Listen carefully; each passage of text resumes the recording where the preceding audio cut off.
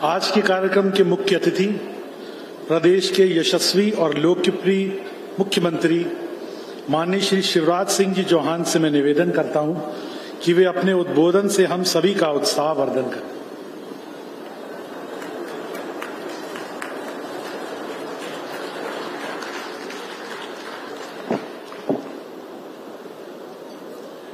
आज के कार्यक्रम के विशिष्ट अतिथि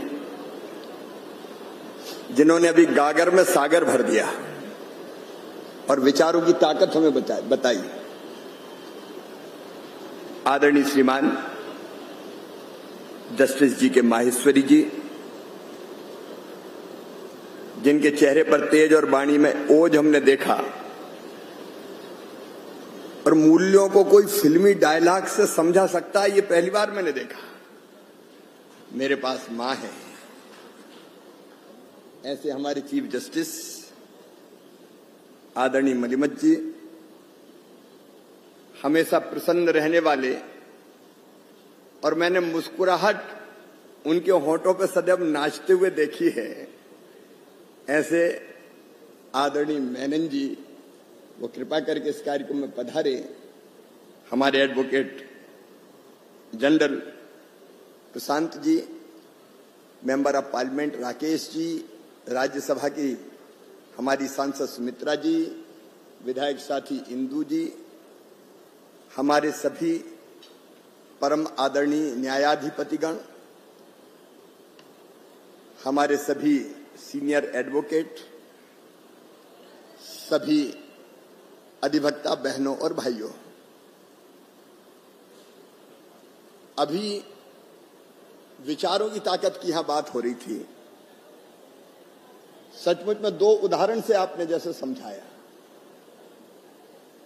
तो मेरे मन में भी जब मेनन जी ने कहा तो मुझे लगा कि केवल भाषण औपचारिक नहीं होना चाहिए। एडवोकेट जनरल के इस कार्यालय से नव सृजन महाधिवक्ता कार्यालय, नए सृजन की भी कुछ शुरुआत हो जाए। इसलिए एक तो मेरे मन में यह आ रहा है, अभी हमने पेशा जब एक्ट लागू किया तो मैं उसका उदाहरण आपको देना चाहता हूं।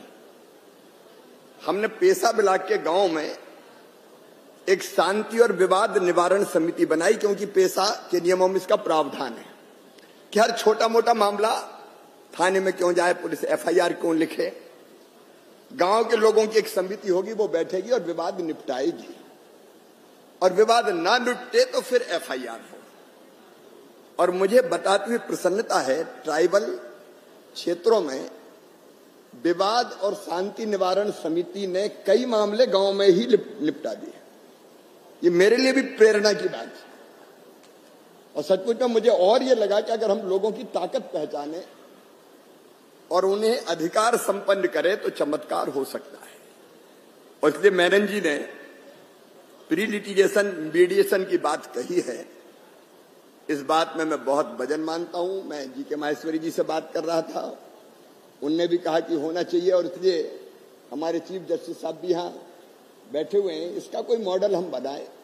और मुझे लगता है कि ये शांति और विवाद निवारण समिति केवल ट्राइबल विलेजेज में, आदिवासी गांव में क्यों, क्या इसका स्वरूप बदल के हम हर एक गांव में कोई ऐसी रचना कर सकते हैं कि छोटे मोटे विवादों को कोई वैधानिक स्वरूप किसी समिति को देके वहीं निपटाने की व्यवस्था कर दें, अगर निपट सके तो मैं समझता हूं कि गांव में न्याय के लिए क्रांतिकारी कदम हो सकता है।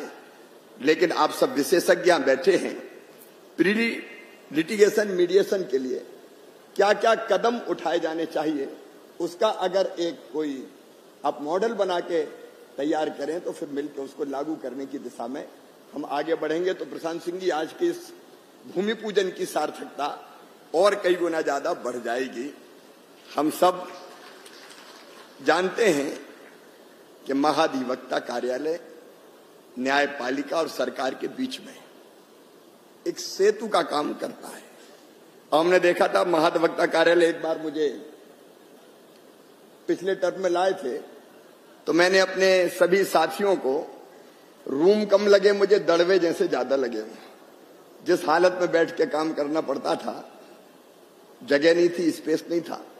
आज जमाना बदल गया, बदलते जमाने की जो आवश्यकताएं हैं उनकी वहां पूर्ति नहीं थी।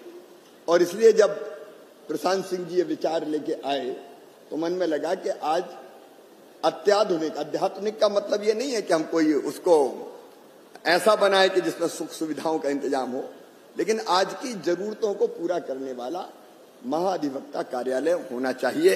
अब ये भी विचार था माहेश्वरी जी, विचार डाला और विचार मन में आए तो क्रियान्वित हो गया।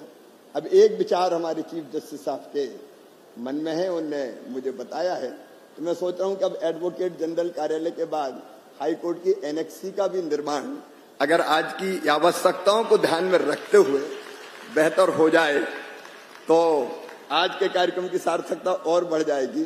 और इसलिए मैं उनसे बात कर रहा था, तब यही बात कर रहा था कि अब ये प्रॉपर टाइम है कि आज हमारे जो माननीय न्यायाधिपतिगण हैं उनको बैठने से लेकर और बाकी जो न्याय के लिए जरूरी चीजें हैं वो देने के लिए जो आवश्यकता हो वो हम पूरी करने का प्रयास करें।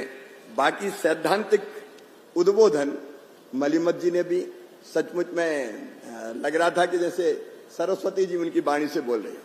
और आपने तो, मैं स्वामी विवेकानंद जी को बचपन से पढ़ता रहा हूं। मैं सच आज बताता हूं आपको, मैं जीवन में अगर कुछ कर पाया तो दो चीजें। एक, स्वामी विवेकानंद जी को मैंने 3-4 पंक्तियां वो मेरे दिल और दिमाग में बैठ गई जो बचपन में मैंने पढ़ी थी। उन्होंने कहा, मनुष्य को कि तुम केवल 3.5 हाथ के हाड़ मांस के पुतले नहीं हो, तुम ईश्वर के अंश हो, अमृत के पुत्र हो, अनंत शक्तियों के भंडार हो और अमर आनंद के भागी हो। दुनिया में कोई काम ऐसा नहीं कि जो तुम ना कर सको। तभी से मेरे मन में बैठ गया कि निज को तू जान जरा शक्ति पहचान, तेरी आत्मा में स्वयं भगवान है। ईश्वर के अंश का मतलब वही होता है। अगर हम सोच लें, चाह लें तो बड़े से बड़ा काम किया जा सकता है। और उसी विचार ने मुझे और काम करो और काम करो। तो मैं तो एक गांव में पैदा हुआ था, प्रेरित किया। तो विचारों की ताकत सचमुच में अनंत है। और इसलिए ऐसे विचारों को न्यायपालिका के क्षेत्र में भी जहां जहां आवश्यकता हो, जैसे एक विचार आया कि अंग्रेजों के जमाने के कानून बने हुए जो अब आज कालवाह हो गए, जिनकी कोई जरूरत नहीं है। हमारे प्रधानमंत्री श्रीमान नरेंद्र मोदी जी ने यह तय किया कि ऐसे कौन कौन से कानून हैं जिनकी आज जरूरत ही नहीं। अब उनमें से सैकड़ों कानून निरस्त किए जा चुके हैं। मध्य प्रदेश में भी हमने वो कोशिश की भाई, जो 1840 में, 50 में, 1900 में जो चीजें प्रासंगिक थी आज नहीं है तो उसको हम समाप्त करने का काम करें। एक विचार हमारे पास याद ही रहता कि कोर्ट के ऊपर जो मुकदमों का वजन है, जो बोझ है हमारे ऊपर, उसको कम कैसे किया जाए। और ये सचमुच में कई बार हम लोग कहते हैं, आप लोग कहते हैं कि देरी से न्याय वास्तव में न्याय नहीं होता, लेकिन इतने मुकदमे लंबित है। अब उसके बारे में भी तेजी से सोच के और कैसे हम जल्दी, अब उसमें लोक अदालत, उसका एक रास्ता था जो खोदा और मध्य प्रदेश ने लोक अदालत के क्षेत्र में भी निश्चित तौर पर बहुत अच्छा काम किया। उसको और हम कैसे आगे बढ़ा सकते हैं, इसके बारे में भी हमको विचार करना चाहिए। और प्रधानमंत्री जी ने अमृत काल में एक मंत्र दिया न्याय के संबंध में, अमृत काल की न्याय व्यवस्था, और उसके 6 कुल मिला के मुख्य स्तंभ। एक, सभी के लिए न्याय, दूसरा आसान न्याय, तीसरा त्वरित न्याय, चौथा सस्ता न्याय, पांचवा गुणवत्तापूर्ण न्याय और छठवा जो बहुत महत्वपूर्ण है, आम आदमी को समझ में आने वाली सरल भाषा में न्याय।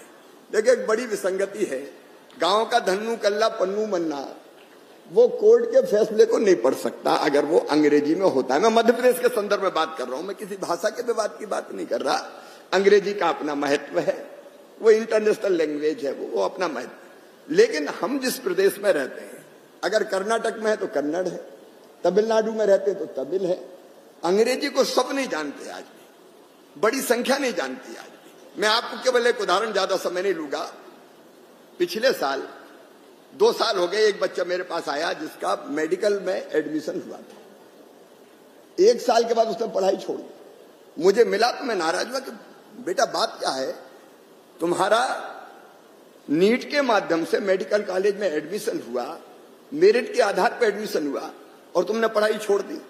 उसने जो बात कही वो आज भी मेरे कानों में गूंज रही है। उसने कहा, मामा मैं तो सरकारी स्कूल में हिंदी में पढ़ा, जब मैं क्लास में गया तो वहां पढ़ाई अंग्रेजी में होती थी और अंग्रेजी मेरी समझ में नहीं आती थी, तो अंततः परेशान होके मैंने पढ़ाई ही छोड़ दी, वो छोड़ के चला गया सब।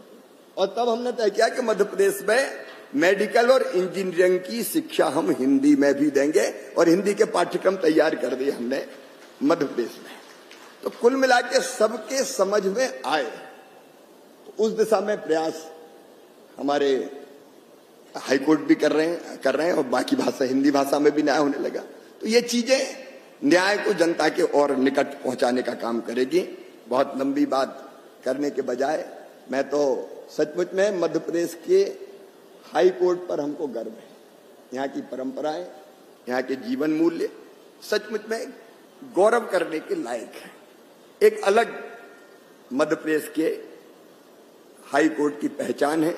और वैसे ही मैं देखता हूं कि एडवोकेट जनरल कार्यालय भी, कई बार आपकी प्रशंसा करने का अवसर नहीं मिलता, लेकिन कई बार जटिल मुकदमों में भी पूरी मेहनत से काम करके सरकार के पक्ष को जिस ढंग से आप सामने रखते हैं, मैं आज उसके लिए भी आपको बधाई देता हूं। और नए एडवोकेट जनरल कार्यालय के लिए बधाई। और जल्दी जब हमारे चीफ जस्टिस साहब से चर्चा करके हम लोग कोशिश करेंगे कि एक और भूमि पूजन के कार्यक्रम में हम लोग इकट्ठा हों।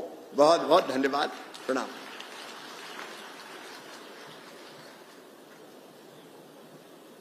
बहुत बहुत धन्यवाद सर। स्मृतियां ही कार्यक्रम की धरोहर हैं।